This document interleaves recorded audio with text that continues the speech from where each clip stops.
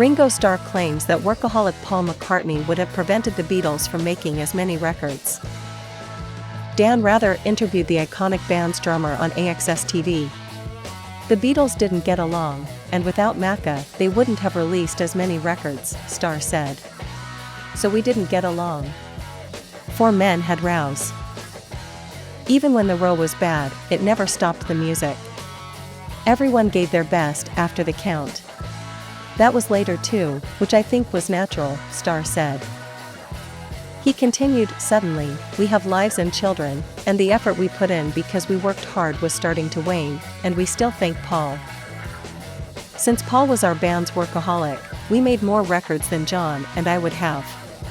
Paul would call "all right lads," and we would go in after sitting about. Rock legend also discussed how they stayed humble throughout their career and meeting Elvis. It's part of our heritage.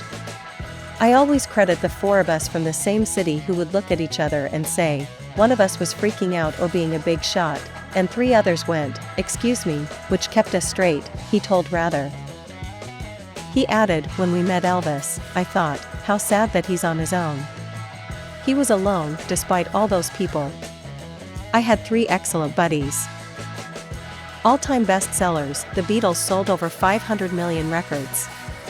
Their discography includes 12 studio albums, 17 in the US, 5 live albums, 51 compilation albums, 36 EPs, 63 singles, 17 box sets, 22 video albums, and 53 music videos. They released Please Please Me and With the Beatles in 1963. In 1964, they released A Hard Day's Night and Beatles for Sale in 1965, Help and Rubber Soul. 2 albums a year for 3 years was a feat for the Beatles. From 1965 until 1970, the Beatles released 1 or 2 albums annually.